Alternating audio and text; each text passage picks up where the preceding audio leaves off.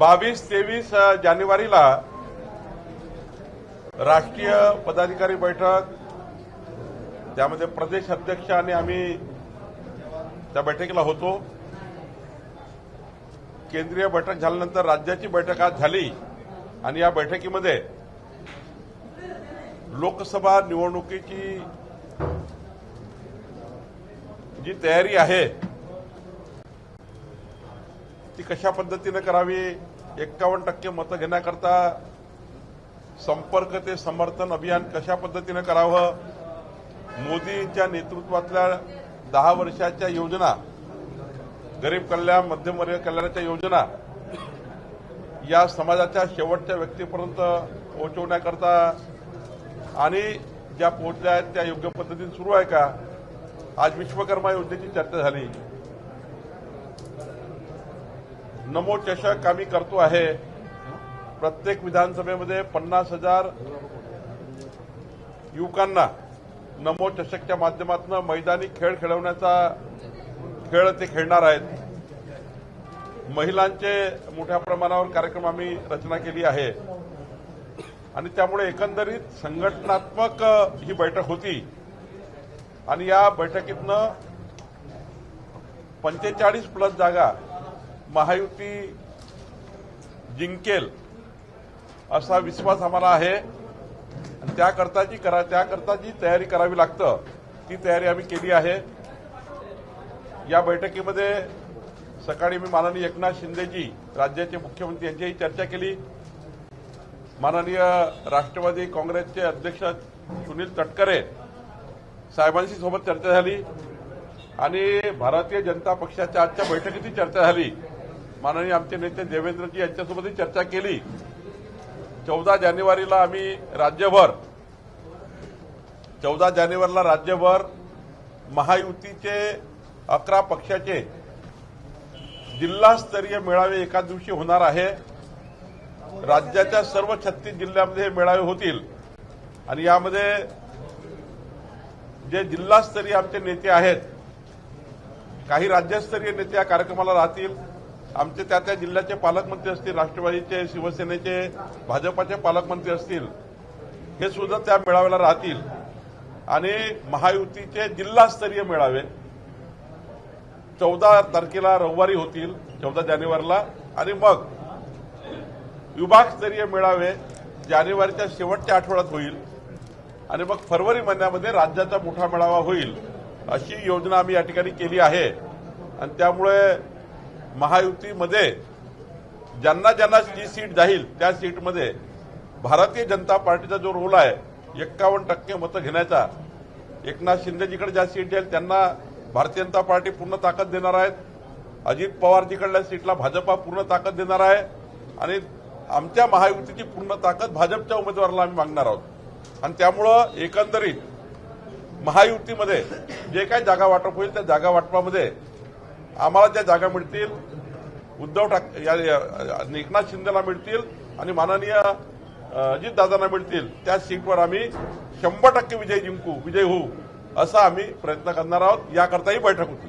Sir, एकीकडे तुम्ही लोकसभा निवडणुकीची तयारी करताय, दुसरीकडे राम मंदिरचा देखील मुद्दा आहे। उद्धव ठाकरे थेट देवेंद्र फडणवीस यांच्यावर टीका केली, ते म्हणाले देवेंद्र फडणवीस बाबरीवर चालले, त्यामुळे धाचा पडला असा नाही। असे उपरोधिक बोलून किंवा टीकात्मक बोलून उद्धव ठाकरे हे पुन्हा जनतेच्या मनामध्ये त्यांचा जे काही राहिलेली थोडीशी इमेज आहे, जे काही जनतेच्या मनात थोडा त्यांच्याबद्दलचा राहिलेला प्रेम आहे तेही कमी करतात आहे असं मला वाटतं। कारण देवेंद्रजी असे नेते आहेत की ज्यांनी कारसेवेमध्ये आपलं संपूर्ण त्या ठिकाणी योगदान दिलं आहे आणि हे पूर्ण महाराष्ट्राला आणि संपूर्ण कारसेवकांना देवेंद्रजींच्या योगदानाबद्दल माहिती आहे। त्यांच्यावर टीका करून उद्धव ठाकरे हे आपली कमीपणा करतात आहे असं मला वाटतं।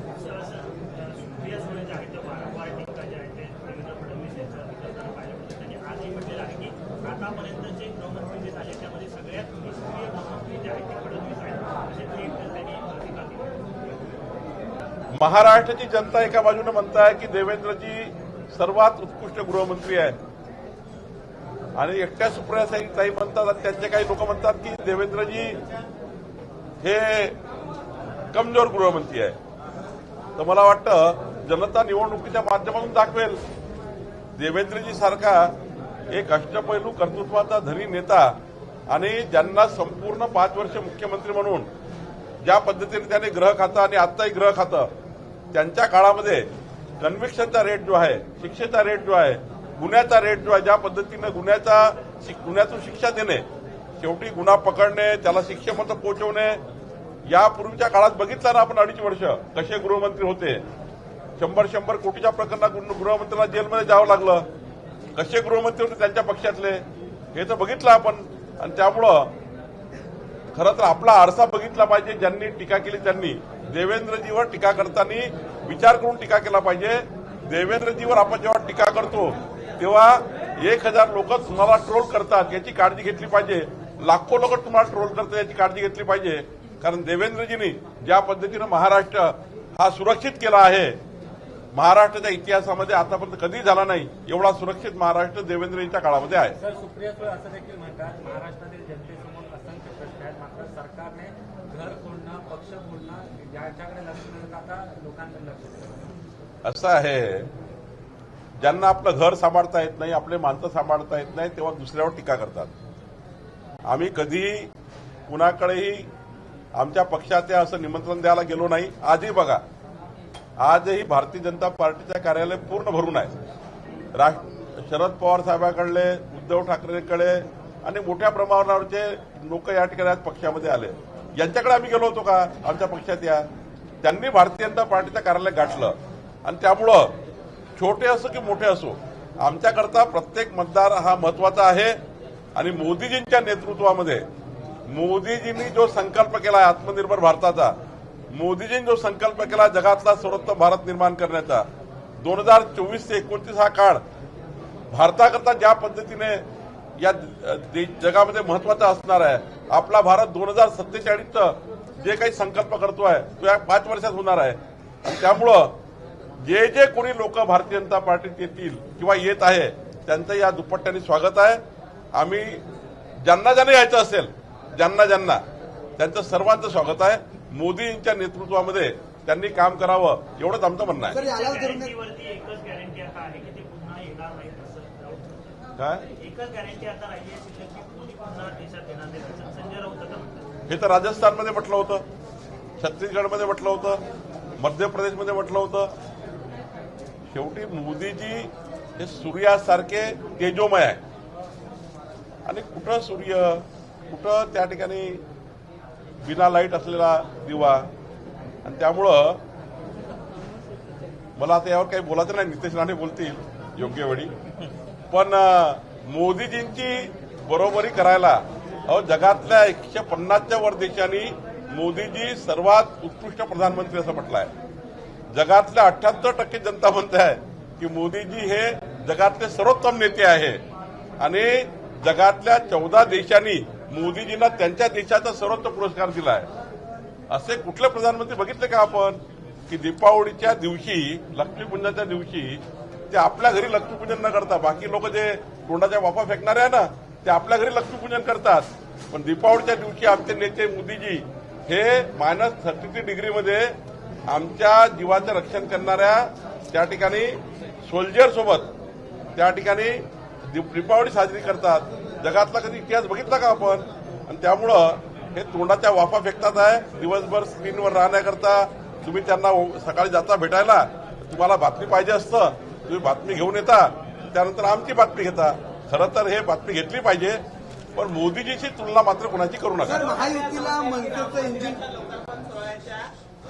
राम मंदिराच्या लोकार्पण सोहळ्याच्या या दिवशी आहे त्या निमंत्रणाची मला आवश्यकता नाही, याचा राजकीय इव्हेंट भाजपकडून केला जातो. आम्ही काही इव्हेंट करत नाही आहे.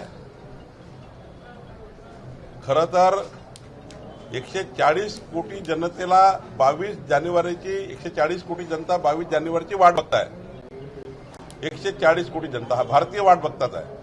परवा मला सोलापूरमध्ये, माळामध्ये, त्या ठिकाणी फलटणमध्ये 150 मुस्लिम समाजाच्या लोकांनी प्रभू रामचंद्राच्या फोटोनी माझ्या हातात देऊन त्यांनी माझ्या हातात त्या ठिकाणी अयोध्येच्या राम मंदिराबद्दल आपल्या भावना व्यक्त केल्या.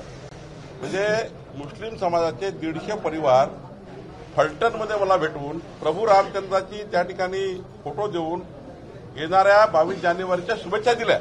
ही परिस्थिती आहे महाराष्ट्र देशामध्ये. या ठिकाणी कोणी मुस्लिम हिंदू याबद्दलचा विषय नाही आहे. मुस्लिम समाजाने त्या ठिकाणी मोठ्या प्रमाणात स्वागत केलं 22 जानेवारीचं. आणि ज्यांच्या पोटात दुखतं आता की 22 जानेवारी हा दिवस, कारण हेच म्हणायचे, हेच उद्धव ठाकरे हे म्हणायचे, एक काळ असे म्हणायचे जेव्हा आमच्यासोबत होते तेव्हा हम राम मंदिर वही बनाएंगे, आमचा नारा आहे. आणि मग सांगायचे आमच्या विरोधात गेल्यावर हे भाजप वाले हे राम मंदिर बनाएंगे लेकिन तारीख नहीं बताएंगे. आता तारीख आली तर आता म्हणतात हे भांडवल करताय. अहो, प्रभू रामचंद्राच्या इतक्या चांगल्या सोहळ्यामध्ये, आनंदमय सोहळ्यामध्ये तुम्ही राजकारण करताय आणि तुमचं राजकारण तुम्हाला लखलाभ आहे. पण या देशातला सर्व समाज 22 जानेवारीला जगातली सर्वात मोठी दीपावली होणार आहे. या दीपावलीची वाट बघताय. सर, महायुतीच्या याला मनसेचं इंजिन लागेल का? कारण मनसेमधल्या एका नेत्याने असं सांगितलं की राजकारणात काही होऊ शकतं, जर का भविष्यात ठरलं तर असं होऊ शकतं, असं मनसेचे नेते म्हणतात. आतापर्यंत राज ठाकरे साहेबांशी आमची काही चर्चा झाली नाही. ते आमचे मित्र आहेत, मी त्यांच्याकडे जातो, ते आमच्याकडे येतात, पारिवारिक संबंध आहेत. पण युतीबद्दल अशी कुठलीही चर्चा राजसाहेबांसोबत झाली नाही आणि आमची कोणाशीच झाली नाही. सर, शेवटचा प्रश्न. महाविकास आघाडीत लोकसभा निवडणुकीच्या आधी सुरू करायला मिळत आहे. काँग्रेस आणि उद्धव ठाकरे गटात जागा वाटपावरून इंडी आघाडी आणि महाविकास आघाडी हे कधी एकत्र राहू शकत नाही. कारण त्यांचा अजेंडा मोदीजींना हरवण्याचा आहे. त्यांचा देशाच्या विकासाचा अजेंडा नाहीये, महाराष्ट्राच्या विकासाचा अजेंडा नाहीये. त्यांना एकच शत्रू दिसते आहे, मोदीजी. आणि अशा राजकारणाला कधी लोक साथ देत नाही. विकासाच्या राजकारणाला लोक साथ देतात. जनतेला हे माहिती आहे, गरीबातल्या गरीबाला माहिती आहे, मध्यमवर्गीय व्यक्तीला, श्रीमंताला माहिती आहे, या देशाला जगातला सर्वोत्तम भारत निर्माण करण्याची क्षमता कुणामध्ये आहे तर मोदीजीमध्ये आहे. या प्रत्येक मतदाराला माहिती आहे. आणि म्हणूनच मी 35 लोकसभेमध्ये प्रवास करून आलो. या सर्व लोकसभेमध्ये 47,412 लोकांना भेटलो. 16 लोक सोडले तर सर्वांनी मोदीजींना मत देण्याचं त्या ठिकाणी जाहीरपणे त्या ठिकाणी मला म्हटलं. मुंगफल्ली विकणारी महिला असो, त्या ठिकाणी पाणीपुरी विकणारा एक छोटे पाटल्यावरचे लोक असो, सर्वसाधारण गरीब माणसाला काही नको आहे, त्यांना मोदीजी प्रधानमंत्री पाहिजे आहे. या भावना जनतेच्या आहे. आणि म्हणूनच 3 राज्यात तुम्ही यश बघितलं. महाराष्ट्रात सुद्धा इतकं मोठं यश आम्हाला मिळणार आहे की हे जे सकाळचा भोंगा आहे, हे दुपारचे भोंगे आहे, हे सारे बंद पडणार आहे. आणि लोकसभेनंतर साऱ्या तलवारी म्यान होणार आहे. रजिस्ट्रेशन चालू झालं ते सांगून द्यायचं. यू कॅन नाव नमोचे क्षेत्र रजिस्ट्रेशन भाग घ्यायला रजिस्ट्रेशन चालू झालं ऑनलाईन ऑफलाईन. आज भारतीय जनता पार्टी की प्रदेश कार्य समिति की बैठक हुई है. इस बैठक में आने वाली लोकसभा चुनाव की जो हमारी ऑर्गेनाइजेशन की पूरी टीम इस बैठक में थी. और इस बैठक में 45+ सीटें हम लोग महाराष्ट्र में जीतेंगे महायुति में.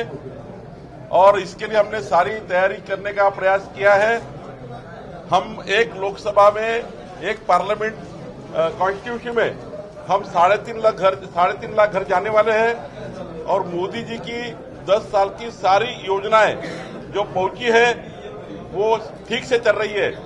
और जो नहीं पहुंची है, जैसे विश्वकर्मा योजना नहीं आई है, उसको हम पहुंचाने का प्रयास करेंगे.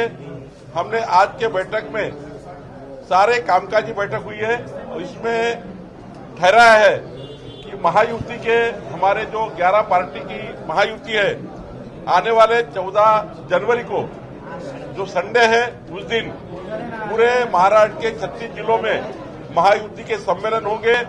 हमारे जिले के सारे नेता, प्रदेश के नेता, हमारे वहां के पालक मंत्री, वो सारे उस सम्मेलन में रहेंगे.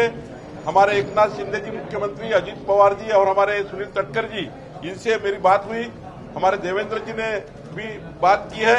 और निश्चित रूप से आने वाले 14 जनवरी को महायुति के जिला के सम्मेलन आने वाले जनवरी के आखिरी वीक में हमारे विभाग के सम्मेलन महायुति के होंगे और महायुति पूरी ताकत के साथ लड़ेगी।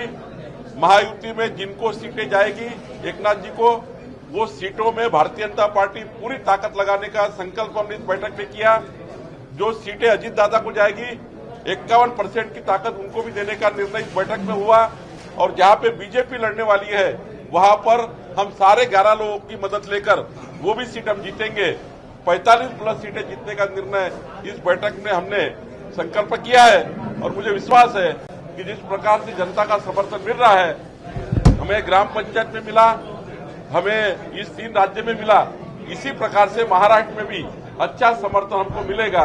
हमने महाराष्ट्र में नमो चषक करके एक युवाओं के लिए स्पोर्ट चालू किया है। आने वाले 25 दिसंबर से हमने चालू किया है। 25 जनवरी तक 12 जनवरी को स्पोर्ट चालू होगा। हर विधानसभा में 25,000 बच्चे इसको रजिस्ट्रेशन कर रहे हैं। बड़ी मात्रा में रजिस्ट्रेशन हो रहा है। युवा युवतियों के सारे मैदानी खेल हमारे हर गांव में हम करने जा रहे हैं और इस नमो चषक के माध्यम से 50 लाख युवकों तक भारतीय जनता पार्टी इस माध्यम से हमारे सारे लोग काम करने के लिए इनका योजना हमने बनाई है। निश्चित रूप से हम नमो चषक के माध्यम से सारे मैदानी खेल और हमारे जो खेल खेले जाते हैं वो सारे खेल इस नमो चषक में होंगे, यही हमने निर्णय लिए है। और इस बैठक के माध्यम से संगठनात्मक सारी तैयारी हमने की है, रचनात्मक तैयारी की है। आने वाले चुनाव में चुनाव समिति हमने की है और इस समिति के माध्यम से हम लोकसभा की तैयारी कर रहे हैं।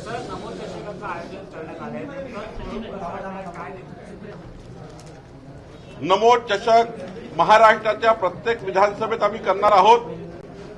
महाराष्ट्राच्या प्रत्येक विधानसभेच्या प्रत्येक ग्रामपंचायतमध्ये मैदानी खेळ जे असतील ते खेळवले जाणार आहेत। नमो चषकच्या माध्यमातून विधानसभा स्तरावर पर्यंत हे खेळ खेळणार आहोत आणि त्या ठिकाणी जे 11-12 खेळ आहेत महत्वाचे त्यांचा आम्ही या खेळामध्ये प्राधान्य दिलं आहे। एका विधानसभेमध्ये 25,000च्या वर मुलं वेगवेगळ्या पद्धतीने वेगवेगळ्या खेळामध्ये आपला सहभाग देतील अशी योजना केली आहे। आमचे माजी आयपीएस ऑफिसर दिगावकर, आमचे विक्रांत पाटील, राणी द्विवेदी आमची एक टीम या ठिकाणी काम करते आहे। युवा मोर्चा आमचा भारतीय जनता युवा मोर्चाची टीम या संपूर्ण या ठिकाणी या आयोजनाला पूर्ण करत आहे आणि आमचे सर्व आमदार खासदार नमो चषकच्या या योजनेमध्ये नमो चषकच्या या खेळामध्ये सहभाग देणार आहेत। सर आपने महायुति की तैयारी आपने करके रखी है और भी दिखाई दे रहा है, लेकिन दूसरी तरफ महाविकास आघाड़ी के लोग संजय राउत हो या कांग्रेस हो या शिवसेना उद्धव जी की एक दूसरे के अवकाश नहीं कर रहे हैं सीटों की दावेदारी को लेकर। देखिए, महाविकास आघाड़ी जो बनी है ना, ये मोदी जी को हराने के लिए निकले हैं। इतना इनका एक ही एजेंडा है। इनको ना महाराष्ट्र के डेवलपमेंट का एजेंडा है, ना महाराष्ट्र के विजन इनके पास है, ना कोई देश का विजन है। इनका एजेंडा साफ है कि हमको मोदी जी को हराना है, लेकिन जनता चाहती है मोदी जी को जिताना है। आप जनता में हम जाते हैं तो मोदी जी को जिताने की बात करते हैं। मोदी जी ने जिस प्रकार से 10 सालों में अपना पूरे विश्व में देश में काम किया है, अब देखिए आप अगर विश्व की बात करें तो विश्व के 150 के ऊपर देशों ने कहा कि मोदी जी सबसे अच्छे प्रधानमंत्री है।